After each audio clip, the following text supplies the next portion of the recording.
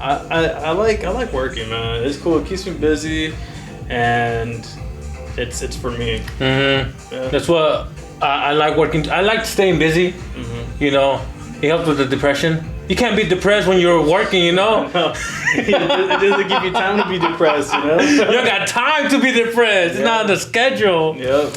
All right, Jerry, for people that don't know you, man, quick introduction. How long you been detailing? All right, my name is Jerry from Aesthetic Auto Detailing. I live in West Covina. So my business is based out in West Covina. I service LA County, Orange County, and Inland Empire. And I've been in business for 8 years now. Dang, 8 years. Yep. I'm always curious, where does the name come from? I was sitting in a philosophy class at Citrus College, and we were talking about vocabulary. I stumbled across aesthetic. I was looking at it, checked to see if anybody had the name, because I'm not trying to bite off anybody. Nobody had the name. There was one in Virginia, and I think they have a big YouTube video that was like aesthetic detailing or something, or aesthetic auto care. That was probably the closest. But now over time, every once in a while I look it up and I see that there's a couple of people with like the name. But I got it first, this and that, so we'll see what's up. You know what? I've actually worked with a couple clients that when I look them up, other people with the same name. Oh yeah. Mike's Auto Detailing. Oh yeah. Royal Auto Detailing. Yep. I know there's a couple of those. Yeah. There's a couple 559 mobile detailers. Dang. Yeah, I've noticed that. Yeah. But here's the thing, what can you do? I think in that aspect, it's probably like trademark the name. Nobody does that though. I know. That's the thing. One of my uncles on my dad's side, he has his own company, construction company. I've talked to him about that in the beginning. The same conversation we're having, and he told me like, oh, there's a couple of guys that have my name, but none of us want to do that whole trademarking thing. So all of us just kind of have an agreement, like, hey, we got the name, okay, cool. We just do our own thing. You gotta go slash some tires, bro. Let me know, Yeah, exactly. Dang. Yeah. All right, guys, let us know if somebody stole your name. What would you do? Mm-hmm. Would you deal with it? Would you press action on them? Hey, it's been raining recently, huh? Yeah. A lot. Yeah, the weather apps haven't been too accurate, I noticed. We all know we're in California, so it doesn't rain like crazy like other states, but I mean, when it does rain, it does affect us, especially detailers. I know some detailers. I've talked to a couple on Instagram, this and that. They've also been saying like, hey bro, like it's slow, I'm hurting. Or when they see that like I'm posting my clients, they're like, hey, shoot some work over here. I get it, bro. Dang. Yeah. Yo, the FedEx, bro. Yeah. UPS. Yep. Dang. Amazon, they're always hiring. Jeez, you gotta do what you gotta do. You gotta do what you gotta do. And Yeah. that we're not making fun of anybody, guys. Yo, hey, you know what, man? I know we're kind of joking around, but shoot, even up to the last year, when it was raining, because I work with a lot of detailers and they don't got work, I don't got work. Yeah. Yo, I was out there in Walmart Sparks, Uber Eats. Yeah. Shoot, I gotta make money, you know? Exactly. Then baby mamas ain't gonna feed themselves. I know, you gotta take care of them, man. You gotta keep them happy. All right, Jerry. So we're gonna talk about motivation for starting a detailing business. I could tell right away from the get-go, you're passionate about what you do. Yeah. Like, what is it? Is it the business aspects? Is it the befores and afters? Is it what keeps you motivated to do detailing? It's all of it, man. Yeah. I love the before and after. Where did that come from though? Like, did your granddad be like, hey, this is how you clean the car, and then you just love it, or what? That's a great question, actually.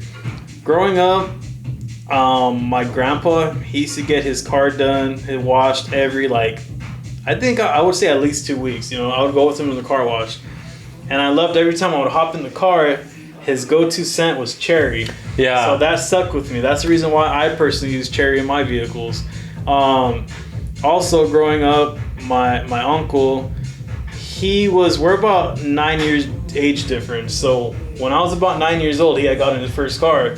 So when he would wash his car, he was all, making sure he got everything. He always washed it, and I enjoyed washing it with him. And it was a before and afters that really stuck with me. And then my dad, he had his own little customized, shop for a little bit. And so to make extra money, I used to wash the clients' cars after, and they would give me some money. At 9? Yeah, I was about like 11 or 12 at that time. You were scratching the out of them or what? Probably, bro. And you know what? I remember one time some guy was like, "Hey, Junior, like, what's going on? Why are my windows all messed up?" Bro. I was working with. Now that I think about it, I was probably using the same tiles for everything, and I was using like hard water. Yeah. So yeah, I had no idea what I was doing, bro. But then I got my first vehicle. I always stayed on top of that. And since I was little, I always wanted to make money. If I wanted to go to the movies with my friends or something, I would always figure out some way to make money. So I feel like that little like hustling, entrepreneur like mindset, it's always been there. And finally, the way the business came about was my buddies and I were working at a wing place, and we're sitting in my garage, and we're like, we gotta figure something out. Can't be working here forever. Finally, my buddy was like, "Hey, bro, you like detailing cars, you like washing cars. Why don't you come up with a detailing business?" Funny thing is, I was already in the process of getting, my extractor, some chemicals, but I was gonna just keep it for the house. That's when I decided, like, all right, let me take a shot at this, and I started working on family and friends. Little by little, they would, like refer people to me, and I was still working at my job. But I started noticing that I was making my 2-week check in 1 weekend. So I was like, man, there's some money in this. So what I started doing was I would make sure my bills were paid, and the extra money that was spent to just, mess around, I was putting it towards my business. Finally, when I was ready, I quit. But what I did was I walked out. I know it's not professional. Gotta burn those bridges, man. Exactly. Mm-hmm. I had to burn those bridges, and intentionally, because that place was known to like have people just go back because it was so easy. It was one of those jobs where like you could quit, they'll take you back, this and that, but I didn't want that. You know what? There's a quote out there. I'm gonna butcher it, but pretty much, if you have a plan B, you plan to fail. Oh yeah. You know what I mean? Yeah. Like I could see that from the get-go with you. Yeah. You're really dedicated. Mm-hmm. You've never ever said, "Man, I'm thinking of going back to school or this and that." You're like detailing. No. But I want to kind of go back to the kid thing, because I'm a big believer in putting kids in a situation where they're exposed to different things. Yeah. And that's what I do with my kids. Like my boy's 13. Yeah. Hey, you want to make some money? Scratch up my car. Here's $5. Yeah. My daughter, hey, you want to make some money? Make some bracelets. I'll help you sell them. This and that. I'm not forcing them to do entrepreneurship, but I'm showing them, hey, there's different options. Yeah. Whether you go get a job or you start your own business, do what you want to do, but don't come to me for money. I let them know from the get-go right now, bro. Yeah. Like, hey, you want V-Bucks? Hey, there's my car. You want this? Do that. So I think that's very important. Yeah. So any parents out there that have kids, expose them to different opportunities, and another thing is be supportive, bro. Yeah. Like for example, you were scratching up people's car. They were like, "Hey, we still support you, Jerry." Don't be like, that's what I think. I do believe in what you're doing though, for real. Yeah, I feel like it really shapes the kids. Hell yeah, man. Because not only are you like showing them, there's different options, but you're giving that sense of like they earned it. They gotta earn it. Yeah. But my daughter, maybe from the get-go, she used to do it like that. My boy, he's 13 now. At first, like when he was 8 or 9, this took years to develop. 8 or 9, he used to fight me on it. Hey, Dad, can I have some V-Bucks? Yeah, for sure. Go do some chores or go do this. Nah, never mind. But here's the thing, I never gave in. Yeah. Every time he came for something, I'm like, hey, you could either work for it or you cannot. But it got to a point where he was like, I don't want to do it. It's too much work. I'm like, all right, cool. Then I gave him the option. I'm like, hey, I need you to throw away the trash and I'll pay you. Nah. So I gave him the ultimatum. I'm like, here's the thing. You could throw it and I pay you, or you could throw it for free. Yeah. Which one do you want? You're going to do it regardless. And luckily I have my wife supporting me and be like, hey, that's what Dad said. That's the rule. Either you do it or you don't. And then little by little, they got used to it. But of course, I treat my kids whenever I can. But there you guys go. You guys are parents. You guys have a niece, nephew. Show them the ropes. Be patient. That's another thing. Be patient. Yeah. Be supportive. Don't be negative. And another thing is, don't expect perfection from them. You know, just as long as they have fun, make them enjoy it. That's another thing. Like when my boys started washing cars, I'm the one who helped them. Yeah. You know, I'm not going to bucket and be like, figure it out. No, I'm like, hey, look, this is how you do it, this and that. And sometimes, bro, my car will come up, water spots, all dirty, and this and that. But I'm like, you know what? You try your best. Here's some money. And now he loves it, bro. There we go. He's like, hey, I need some money. Can I wash your car? I'm like, sure. And he's getting better with time. All right, man. So, is this your first business? Yes. Yeah, my first. You kind of hesitated, bro. Were you trying to sell candy or what? Well, yeah, I used to do that when I was little. I used to sell candy when I was little. In third grade, I was at a after school program, and this lady, she was like head of the after school program. Yeah. She would sell candy and snacks, but what she would do was like she would say all the money that she earned would go to like a big party at the end of the school year. Oh, that's cool. But I started selling candy on the side, and all the kids started going to me. Oh, I remember you told me this story, and then she pulled you to the side and like, yo, this is my hood. Yeah, exactly. No, anyways, You're selling them. So that's what happened, and she ended up coming up to me and telling me like, hey, you're taken away from like the party. No way, I was joking, bro. Oh yeah, she did. Yeah, because what I was doing was I was going to the Dollar Tree and like 99-cent store, and I was getting like, you know, a good amount of candy back in the day. They weren't skimping out on people. Yeah. And then I was making a huge profit, bro. I had like a bunch of spending money. Did you stop after she said that? Pretty much, yeah. Ah. I didn't want to get in trouble. You could have been the kingpin, bro. Slinging chocolate. Bro, so yeah. You know what? Everybody sells candy at school, bro. That's the first stepping stone. Yeah. And see, I didn't have a mentor or nothing. So what I did was I went to a local grocery store, bought a candy for 50 cents when there used to be 50 cents. Yeah. I'm like, I'm gonna flip it for $1. And I was so excited, bro. I had $20, bought candy. Oh man, I'm gonna make $40. If I went to school, I asked one guy, he goes, nah, no thank you. All right, that kind of hurt, right? But I'm like, okay, let me keep trying. I asked another guy, and you get, nowadays, with experience, I know we get customers like this. But I'm like, hey, would you like to buy candy? He goes, how much are they? I'm like, $1. I could go to the store and buy them for 50 cents. No one's gonna buy them from that. On the bus ride to I used to have a farm class. I just sat in the back, bro, and I was eating all candy by myself. I should have heard, bro. You got high on your own supply. I'm like, no one's gonna buy it. I ain't gonna make it go two ways. You know, but you know, looking back then, I wish I had somebody be like, hey, it happens. Don't give up. Yeah. But I did give up. Yeah. And that was early on, like in middle school. I didn't try another entrepreneur journey until I was in high school, which was shirts.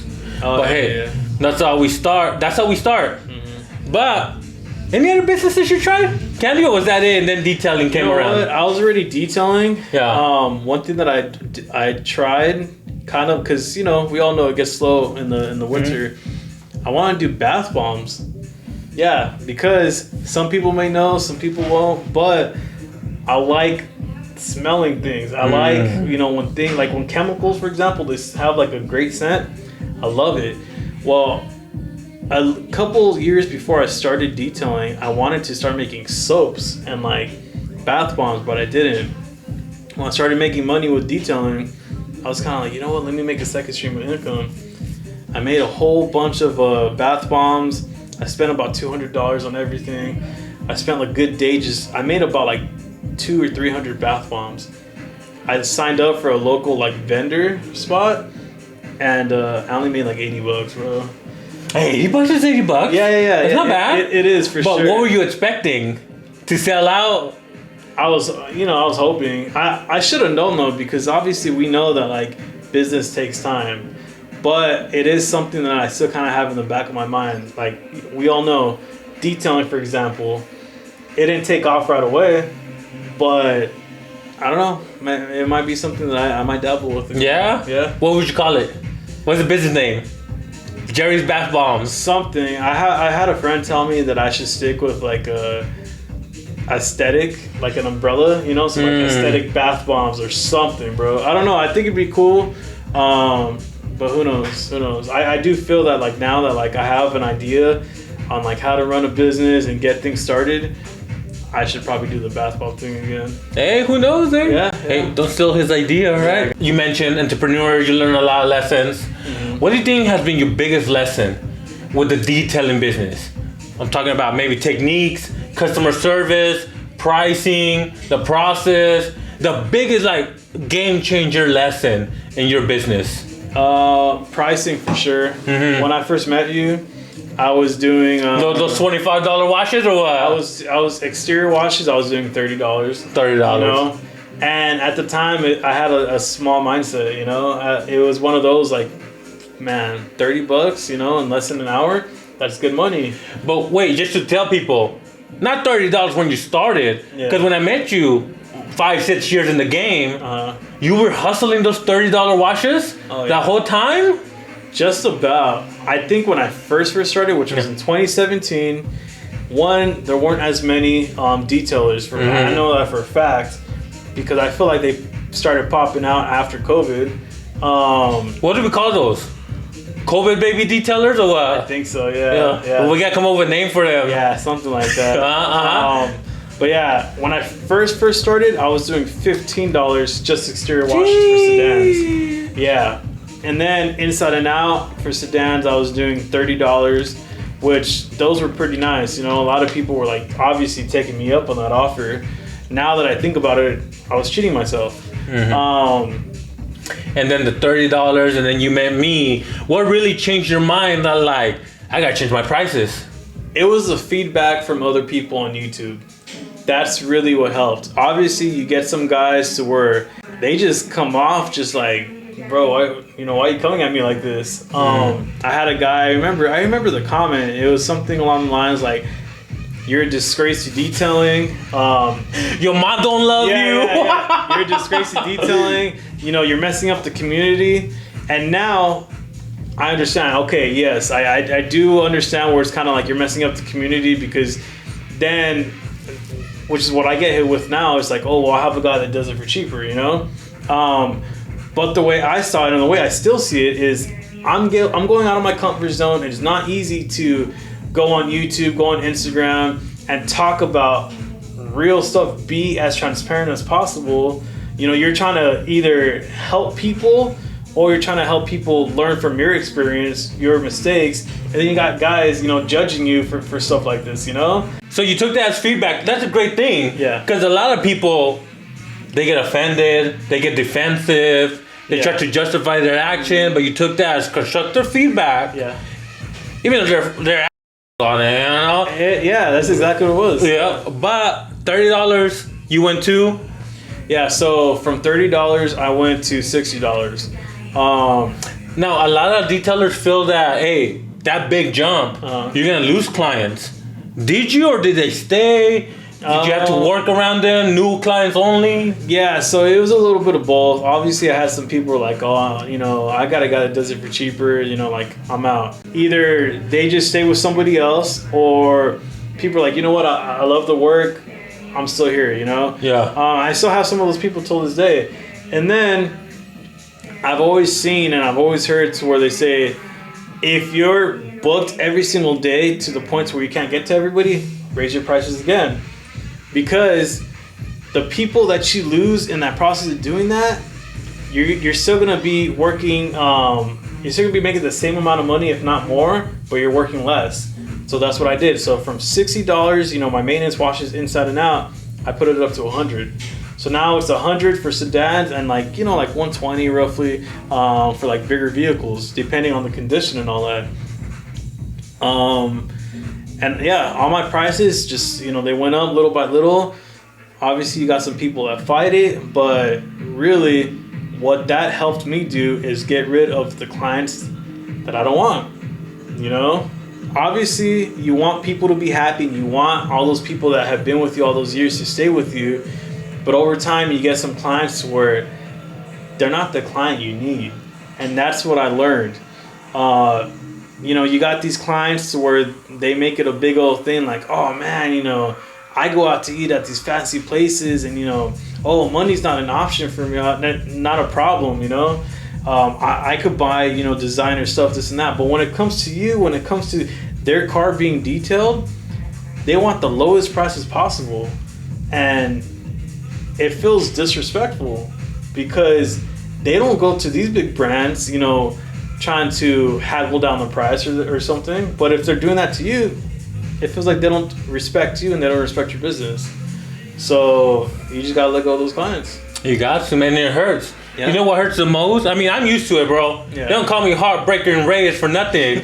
But the worst part is those day one customers, aka friends, or that like, bro, I've been supporting you since the get go. Mm-hmm. One thing I've learned, and you gotta break hearts, is those people. Yes, this is how I see it, and it could be you might not agree if you're watching this, but they're not supporting you. Mm-hmm. They're taking advantage of you because of the cheap prices. Yep. Because a true friend not only pays your new price, some even tip.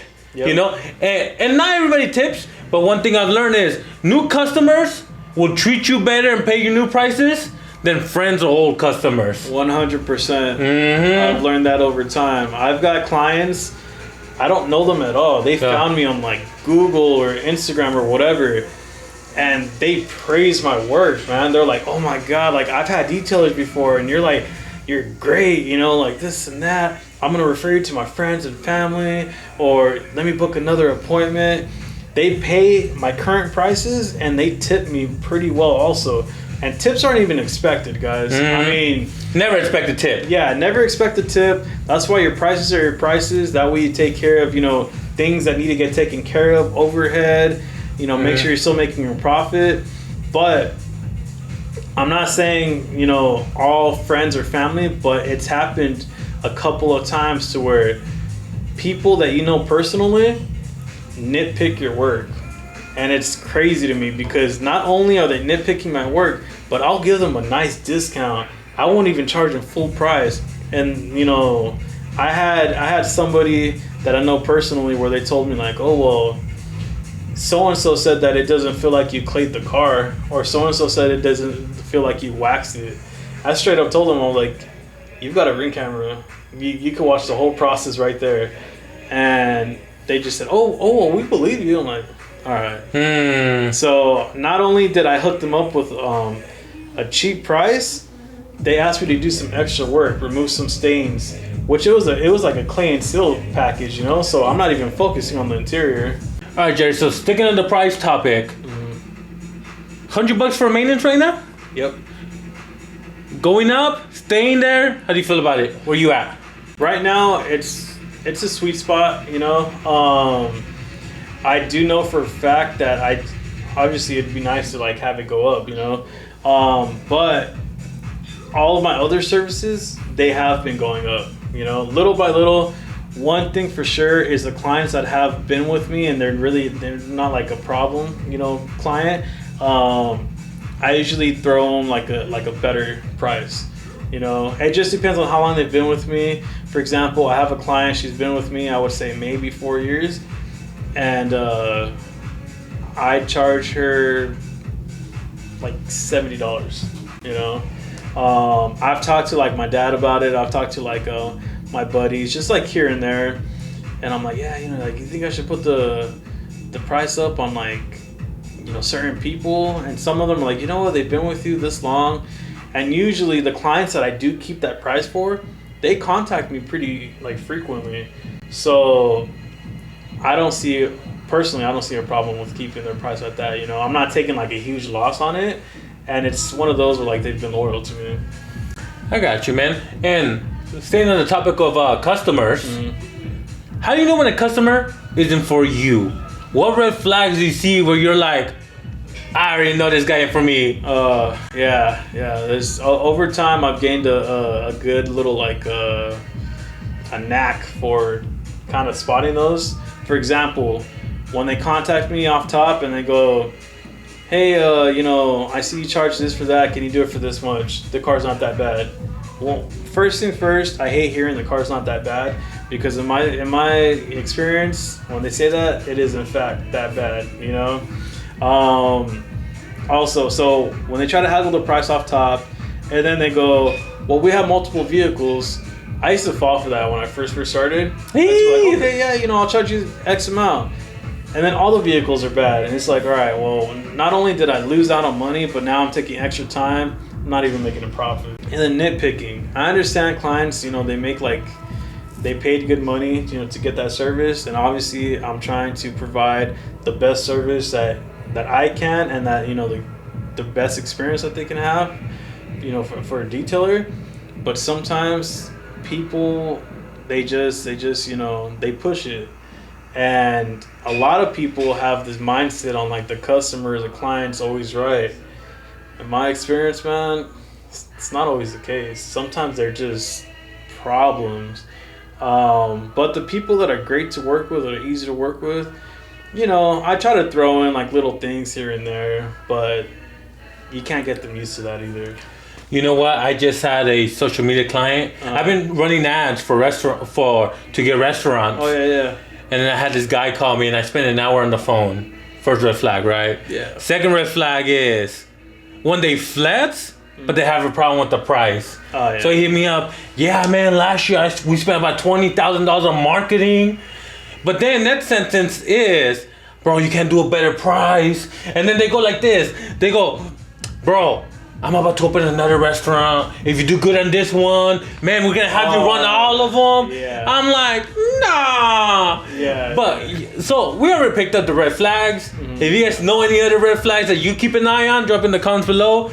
But what's your way of telling those clients they're not your clients? I have my way, but I want to hear your way. So my way is, for example, if they're stuck on you can't do a better price, and if I know that I don't want to work with them, I go, you know what, the price is the price, because we need to make sure that we ensure the quality of the work. We make sure that we don't rush anything. We get things done right the first time. Just stuff like that. I usually tell them I usually don't give a discount. Like you mentioned, if you do good this time, I'm gonna get you more cars, or I'm gonna get you more people. I know a lot of people, bro. I hate to hear that too. I don't even fall for it at this point. So how does it end? I just tell them you know what, the price is the price. And much. You're firm on it. Yeah. I believe you've actually had a client like that before. Mm-hmm. The Asian lady. She found the price, and then when you showed up, you can't do any better. Yeah. And she was nitpicking Yeah, I remember that whole situation. Yeah. Clearly, actually, I talked to her for about 30 minutes on the phone, like you said, first red flag, right? I explained everything. And then I had told her you know what, I'll do it for $250. It was an interior detail. She had a Ford Fiesta or something, so it's not that big of a vehicle. And she's like, okay. And I said, I require a $25 deposit. I can provide you an invoice, all this stuff. She paid it, no problem. The 50 or 150? Well, the price is $250, and I required a $25 deposit. $25 deposit. Yeah. So non-refundable deposit. Non-refundable, and I told her that, and it says on my invoice also. And she said it was fine. I pull up, car was not even cleaned out. Shoes, toys, paperwork, all this stuff. And I looked at him do you want me to just put everything in the trunk, or what's going on? Because I'm gonna charge for that. It should have been cleaned out. And then she asked me, well, what's the price gonna be again? I'm like, $250, but you already paid a $25 deposit, so $225. And she's like, nah, $200 sounds better. What? Obviously it's yeah, of course it sounds better because you gotta pay less, but that's not the agreement. So. And you already went there. Yeah, I pulled up there and I said no, $250. And then she was just like, no, that's not what I want to pay. I'm like, well, we agreed on it already. But Jerry, $25 difference, bro. Yeah. You know what? I think I also even said you know what? The best I can do is $225, right? Yeah. Because sometimes they hit you with I'm a single mom, things are tough. Oh. I'm not saying I'm a sucker for it or anything, but it's just kind of the way I think about it is only God knows if they're telling the truth. That's between them and God, When you're giving a homeless person money for food, you don't know if they're going to use it on whatever. That's between them and God. So that's how I thought about it. So I said, you know what? It's going to be $225. And then she goes, no, 200 sounds better. Bro, I was already like, ma'am, I already took off $25. You didn't clean up your vehicle, this, and that. You already paid the deposit. It's a principle type of thing at that point, right? It's a principle. You gave me your work. I mean, we agreed on it. This is business. And she was just kind of like, no, I'm sorry. And then she goes, I just really wanted you to detail the car. She specifically said, I really wanted you to detail the car because you had such great reviews on Google. And I said, yeah, this is why I have great reviews on Google. You know, like I'm gonna take my time and I'm gonna do great work.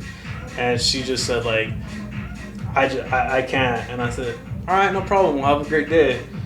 And I had a helper with me at the time, and he was like, bro, like, what? You're giving up on, like, you're gonna let go of this job? I'm you like, have to, man. It's the principle, like you said. And then she goes, well, I want my deposit back. And I told her, I told you that this was non-refundable, and you agreed. And I don't want to deal with her at the time, so I was like, you know what? I usually don't do this, but I'll send it to you. I sent it to her right then and there. I just walked away. You know? Yeah. I wasn't showing that like I was angry or anything, but it was a little annoying, you know? You know what? And this is what you learn in business as you get more experience. Once you let a customer step on you one time, they'll always step on you. I learned that big time. You know, you learn that, hey, you don't respect my prices, you don't respect my process, you don't respect my reputation, my work, I can't work with you. Yeah. You know, and don't get me wrong, I'm not saying I'm the best videographer because I'm not. I'm average, but I know what I bring to the table. Yeah. You know, and another thing we learn is, like when you ask somebody, who's your customer? And people be like, oh, anybody who has a car. No. You gotta know who your client is so you could really bring value to the client, you know? Yeah. Like if somebody hits me up and says, Ray, I want a commercial for my food brand, or I want something cinematic. Yo, I don't do that. I know other people that do. I'm not that guy. But you need social media content, super easy, this and that. I'm your guy. Yep. So that's a big tip for all you new detailers, entrepreneurs. Put your foot down and know who's your client. Did she ever hit you back up? No. She never hit me back up. And you know what? That's okay because the car wasn't even cleaned out for me, man. You know? I don't know, bro. That's like a spit in the face. Yeah. Like have the courtesy. Yeah, and you know, I've had clean it out. I've had like friends tell me too, like, well, that's your job, bro. You should clean up. You know, like, and I'm like, nah, it's not, bro. I'm not their maid. You know, I'm here to clean the vehicle, but I'm not here to pick up after them. That's the difference. You know what? That's similar to when you go out to eat in a restaurant. I don't know. Be honest, right? When you're done eating, do you just leave the plates there or do you organize it? You know what? I organize them. Me too. Because I know how it feels. Yeah, exactly. You know what I mean? Like, hey, it's your job to clean the table. I don't have to, but I'll try. It's courtesy, like you said. The same thing with hotel rooms, you know? Yeah. You gotta hide the afterwards, you know? Yeah, just, she's gonna be like, ooh. Yeah. You don't want to know your secrets? Yep. All right. But what do you guys think? You know, you go to a restaurant, every service base. Is it their job or can you do a little bit to help? Exactly. What's a new trend that's going around with detailer? The detailing industry, detailers, entrepreneurs, customers. What are you thinking? You see anything new? Well, I would say mainly with like detailers with like social media. Yeah. I feel like everybody's making it a thing, which is why there's so many people nowadays. It's very congested. Yeah. Yeah, man, I made like $1,200 today. Selling the dream. Yeah, you're selling the dream, man. And don't get me wrong, I know for a fact there are some guys where they just popped off. They just, you know, they're just blessed with like, they got it naturally and they're making a killing, you know? I get that part, but for all the other guys, it gives, like you said, it's selling that dream to where they're like, oh, bro, like I need money, and then they invest into it, and they're hurting. You know how many times I've seen that happen with detailers I work with, and I seen it. They fall into the dream. Hey, don't get me wrong though, you know, I fell into dreams before because you're hungry, you're motivated, and they make it look so easy. Yep. But I mean, sometimes you gotta just let people fly, bro, and they fly or they drop. I don't know, sink or swim. And what really hurts me, my heart, is when I know somebody got sucked in, spent tens of thousands of dollars on a setup, equipment, courses, and then they're not even fully committed to it. Exactly. I feel like after a certain point, you have to decide: are you trying it out, or are you fully committing to it? Yeah. You know, because here's the thing: if you're in it for the money, it's gonna go wrong. You know, there's gonna be slow seasons. You're gonna lose equipment. You're gonna have to chemicals is expensive, and then once you grow the business, if you grow it, the labor costs. Yep. That's a big chunk of your business, your revenue, your profits. But a lot of people don't see that, and sometimes, bro, it's kind of messed up. I let them learn the hard way, man. Yeah, sometimes you have to. Yeah. You know, but what do you got to tell to somebody who wants to start detailing business and they see those influencers? Today we're record. Oh, another thing behind the scenes, because I record a lot of people. Yeah. You know how people are saying, "Oh, I record Ferrari, made 300, 500." Yeah. One thing I noticed is those exotic car owners are the cheapest, Oh yeah. and most of the time they don't even charge the car owner because they want the content. So so don't be fooled out there. I'm not gonna mention no names, you know. But I work with people and they're like, "Hey, today we're gonna charge this guy 350," and I'd be like, "Hey, how much did you really charge?" "Oh, I'm just doing it for the content." I'm like, "Dang, there you guys go. All right, don't be fooled." Yeah. Yeah. Now, have you experienced that before with exotic cars? Like, yo, I have 10 Ferraris, bro.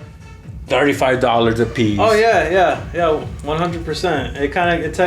It takes me back to when you were saying, like, you know, what kind of clients you want. Yeah. You know? So about, I would say when I met you about 2 years ago, I was more like, oh, I want to get like higher end clients. I want to get like rich clients, and then those clients came, right? I realized, because I have a couple of clients that are millionaires, and those are the cheapest clients to work with. You know what though? What somebody said? They're a millionaire for a reason, bro. Exactly. You know, I don't know. And I can't hate on that. you know? Yeah. So, with my experience with, okay, I got those rich clients, and they're always trying to penny pinch, I realized it's not that I want rich clients. I want clients that know the value of their vehicle, or know the value of, you know, maintaining their vehicle. Because I have clients, they're not rich. You know, they do well with their money, this and that, but they know the money that it takes for like certain services that they're getting, because they want their vehicle to last. So that's what I realized. You know, I want clients that know the value of getting their vehicle detailed. There you guys go. That's why you need to know who you're targeting, what kind of cars, what kind of budget. You know what I mean? Yeah. All right, Jerry. So like you mentioned earlier, detailing industry booming. It is. For the good, for the bad.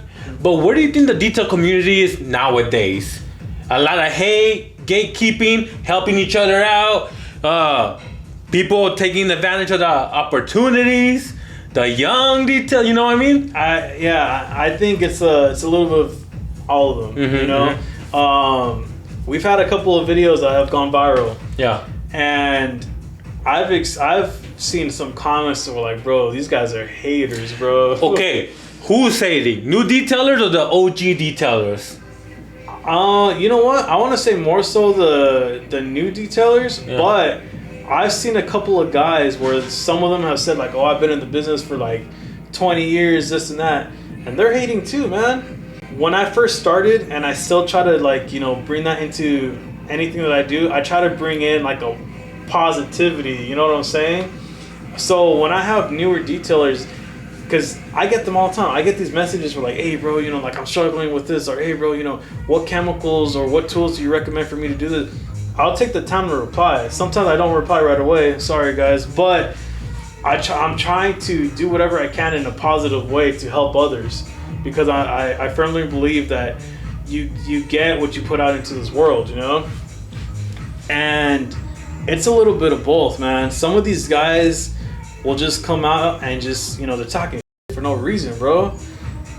And I've learned already, and I've known this, we all know Instagram, TikTok, just social media in general, you can't sit there fighting with people, bro. That's what they want. Yeah, you're not gonna win. You're not gonna win these arguments with people on Google, I mean, on the internet, because then it's gonna attract another person, and you know, it's not even worth it, bro. I don't even take it seriously, but it's a fact that people really take the time to be negative, bro.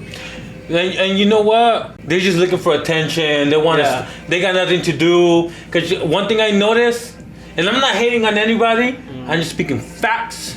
So, I've never seen a successful person hate. You know what I mean? Yeah. It's always the people that aren't getting business. Yep. They have too much time, and hey, maybe that's how they feel. And I'm sure I've hated maybe in the past. Yeah. Now I don't try to hate anymore, but I've actually gone through this several times because before I got into the detailer niche, I was doing T-shirts. Yeah. I was doing vending machines, and I was a part. Like people know me because I produce detailing content. That's how it was with shirts and vending machines on my YouTube channel. Yeah. And one thing I noticed is the people who hate the most are the ones who didn't have the same opportunities we do now. Like for example, there's people who've been in the game forever. They had to learn the hard way on their own, no help.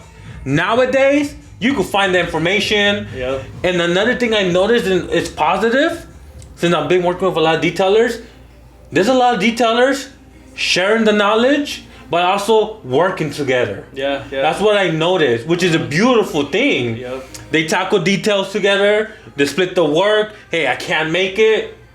This and that. And I learned it a hard time. Like for example, right now, this isn't my studio. It's another videographer's. Just networking really helps out. Yep. Because you never know who's going to open the door. And I'm not saying use them, but yo, they help you, you help them. It's mutual. There's respect. There's not like a secret agenda. You know, talking about that, have you ever experienced another detailer kind of trying to slide into your clients, your knowledge, and you know deep down, this one don't want to be my friend. He just wants to gain something from me. Yeah, sometimes I've had like maybe like one or two detailers where like not so much they're like trying to slide into my clients or anything, but it's more so like you could tell they're trying to like see what you got cooking up. You know, they'll like message you and me. I come through with like a very genuine like point of view. You know, like hey bro, like how the things going? You know, like I see you're making moves, this and that, and then they'll be like, yeah, well, what are you up to? You know, I'll tell them, and then they're just kind of like won't respond. Then it kind of gives you this feeling where it's kind of like they just wanted to check in. They just wanted to see what you got going on, you know, and or they want to feel like, all right, I'm doing better than this guy, you know. It's just weird, man. I realized that some people they're just not as genuine as like you try to put out there. So maybe you could give me some advice. I want to see what you would do in my situation, all right? Go ahead, yeah. So, you know, I'm growing social media management. It's a booming business right now. Yeah. Because there's a lot of businesses that need somebody. Yep. Social media is taking over. And there was this guy who was like, Reyes, let me pay for your time to teach me how to run my own YouTube channel and this and that. Right? But he also said he wants to help other entrepreneurs. Then he hit me up and said, hey, who's your editor? What do I do, man? Yeah, that's that right there. I feel like it's kind of like too much of a personal question. You know what I'm saying? Because it's just easy to be like, oh, who's your editor? Okay, cool. Cut you out. Contact him. You know? Yeah. But is that considered gatekeeping? Am I gatekeeping? You know what I mean? You know what? I don't think it's so much gatekeeping. I think it's just being safe, playing it safe. Because it's a cold world out there, man. You know what? I don't want to be selfish. I try to help people, but I'm first. Yeah. I'm not gonna do something that's gonna take away from me. I gotta make sure I eat. Yeah. You know what I mean? I gotta make sure my system is good. Yeah. And I wish I could tell people who my editor is. I wish I could tell people what my technique is. But you know what? Going back to the shirts, I did that before, where I was like, I want to help people make money, and that's why I did the YouTube videos. But 2 people from my town saw my videos. They got motivated. They started making shirts. And now, when a customer will hit me up and I will shoot them the price, they will be like, oh, well, I'm going to go with this guy because he's cheaper. The guy who watched my videos, and I was giving that free 99 knowledge. But here's one thing I learned. I still want to help people, but I'm going to help people when I'm ready to help people. You know, like right now, I'm still building my team. I'm keeping a lot of information myself just because I don't want to create my own competition.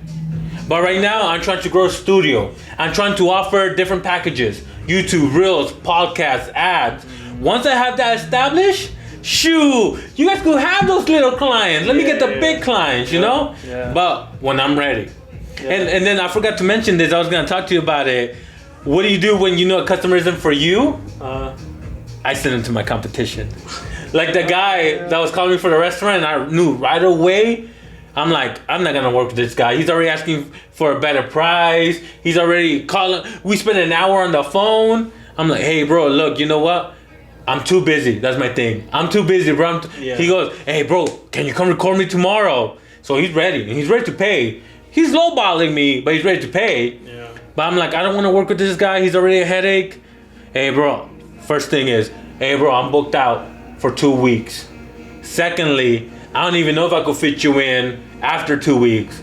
Lastly, I have a videographer who's really good. Let me give you his info. You know what I mean? Yeah. That's the nicest way I could say I don't want to work with you. Hey, if you're watching this and I told you this, you're special, right? Yeah. I just didn't like this guy, but I'm really busy, all right? Yeah. But all right, Jerry. So we're gonna wrap up the podcast real quick. All right. Yeah. But last question is, what's up, man? You're 8 years in the game. What do you got next? What's the goal? What's the vision? So my goal right now is, just to continue growing my business. Obviously, some of you that have like followed my journey, I was working out of my '94 Chevy Silverado. I still have that, but now I have my van. What I would like to do is turn that truck into a work vehicle specifically for like fleet contracts, fleet accounts. Because I don't know, man. I know some people don't like messing with fleet accounts, this and that, but to me, fleet accounts are easy to do, man. Fleet accounts, consistent money. It's repetitive, but you just once you build the system with all your guys, you're in and out, take care of it, and you just got money, continually coming in. And rain or shine, they need the cars done. Exactly. I feel it, man. Now, there's a new thing going around. The new trend or the industry is changing where a lot of detailers, they want to offer all. Yeah. Window tinting, PPF, car wraps. What else? Windshield protection. Yeah. How do you feel about that? Is that, hey, it is what it is? Or everybody's trying to do too much? Have a shop. I remember this detailer. I don't know if you know him. He goes, man, just focus on one thing. Talk about us. Yeah. I was going to say Detail Group. Detail Group. But you know what? He said that back in the day. Yeah. When things were simpler. That's exactly what I was going to say. But I feel like the industry's changing for the better and for the worse. Yeah. Kind of like social media. Yeah. Like those old businesses, if you're not jumping on social media up with the trend, you're getting left behind. Yeah. How do you feel about it with detailers trying to do all that? You know what? So I had the same mindset also. Just like I had people commented on one of my YouTube pages, but I've always had this mentality also. Keep it simple. For example, In-N-Out. In-N-Out is one of the biggest food chains out there. And multi-billion-dollar company, right? Their menu's not that big. Three items, a few shakes. Exactly. Burgers, fries, drinks, that's it. They keep it simple. But they've got so many restaurants out there and they're making that money. That I've had that mentality forever, right? Just like Oscar from Detail Group. He's mentioned, I used to watch his videos religiously when I first started, because he was throwing out knowledge out there, and he was one of the earlier detailers on YouTube. He always said, just focus on one thing, don't be trying to offer all these services, under the sun, this and that.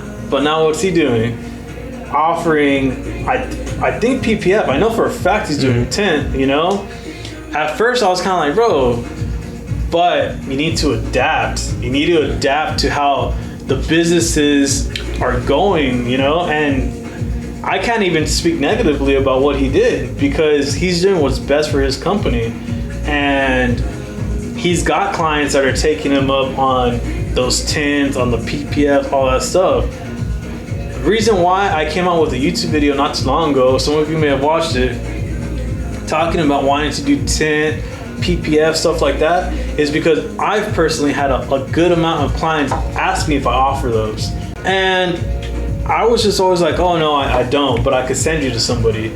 My tent guy that I had, I've probably known him for since like 2017, around there.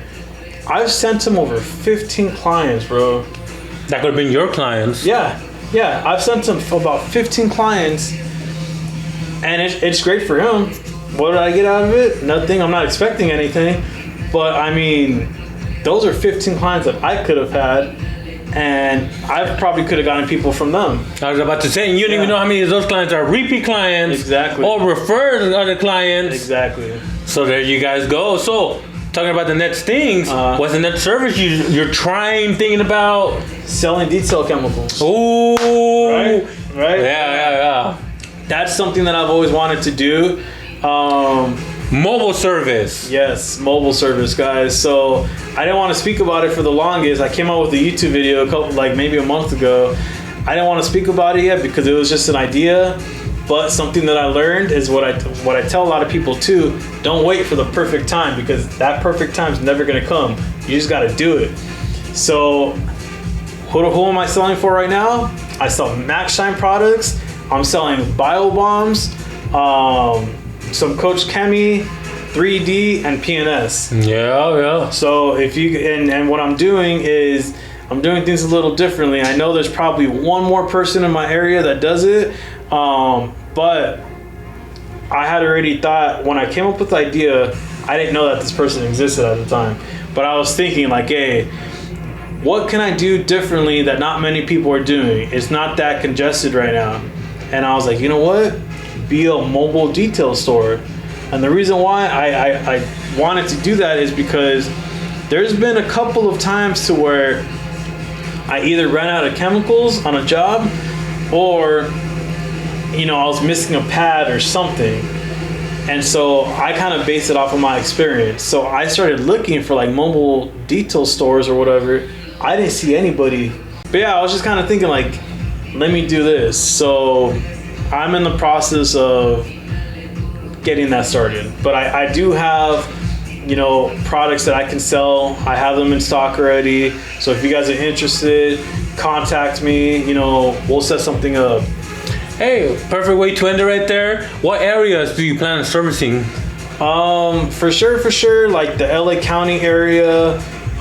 Pretty much the areas that I already service when I detail, Yeah. I'm still trying to figure out like how, if you spend X amount, I'll give you like a free delivery, or if it's just like, hey guys, $30 delivery fee, I'll send it to you. I'll take it to you personally, whatever it is. But obviously I'm a business, so I have to make sure that like I'm being profitable as well.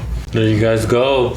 All right, we're gonna wrap up the podcast, the first ever podcast for detailers on this channel. Hopefully you enjoyed it. Hopefully you enjoyed those gems Jerry over here was dropping. If you're a detailer in the area, LA or CIE, you want to jump on the podcast, you need content, hit me up. But Jerry, somebody wants to hit you up for detail supplies, how can they do that?